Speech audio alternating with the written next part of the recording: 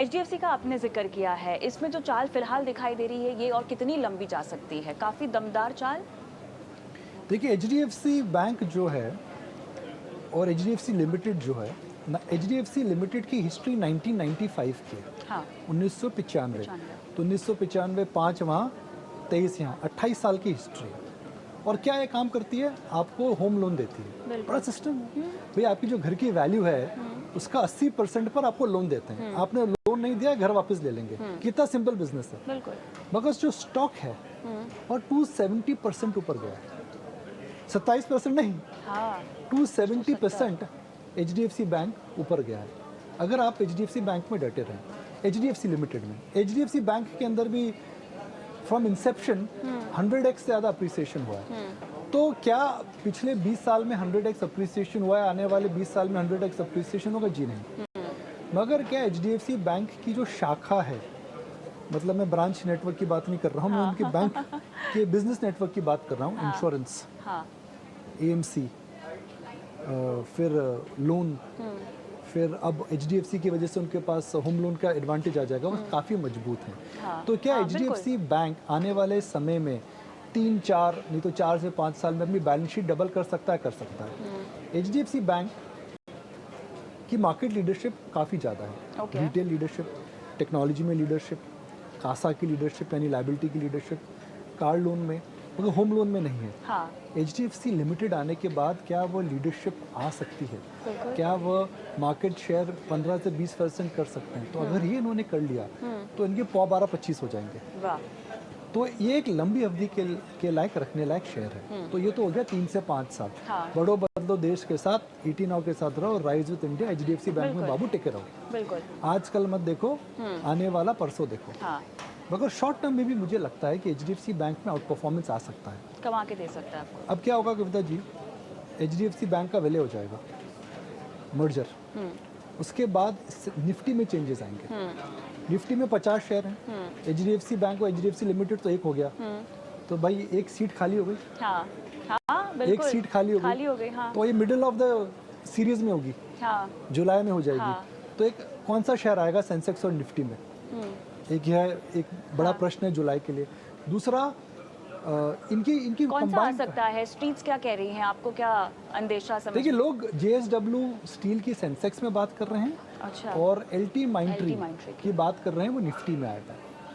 India में क्या है कविता जी की जो इंडेक्स फंड है बड़े नहीं है।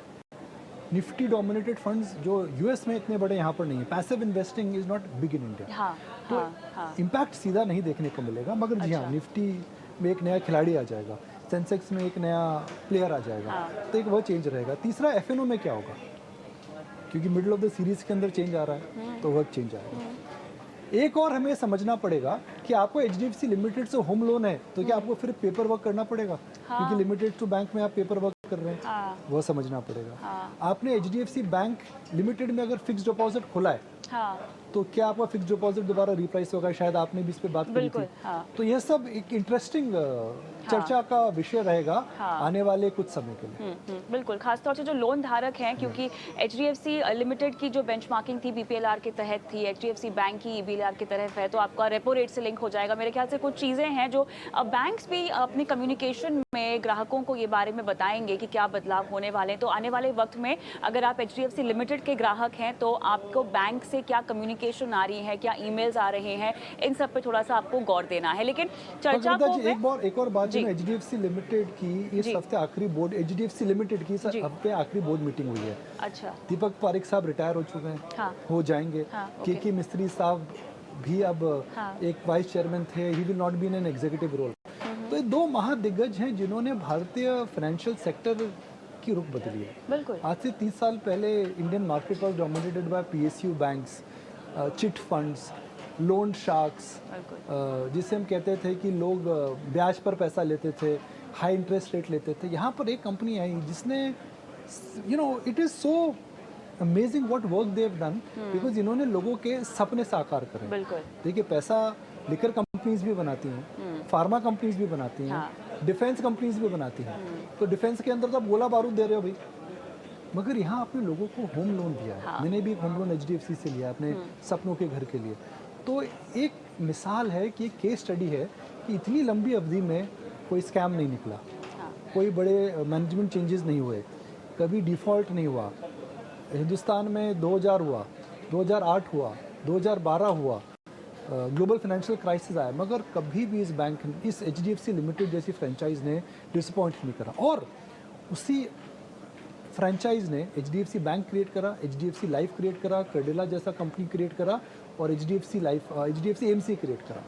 तो एक कहते हैं ना कि हिंदुस्तान के इतिहास के अंदर स्वर्ण अक्षर से भी बड़ा कुछ हो सकता है, तो मेरे हिसाब से HDFC लिमिटेड। बिल्कुल। तो एक होता है इंसान का चरित्र और कंपनियों के मामले में भी उनका चरित्र या उनके फंडामेंटल्स कितने मजबूत हैं, ये काफी मायने रखता है। मैनेजमेंट ही कंपनी का चरित्र बनाते हैं। बिल्कुल बिल्कुल। The people who run the company are the ones who essentially put the principles.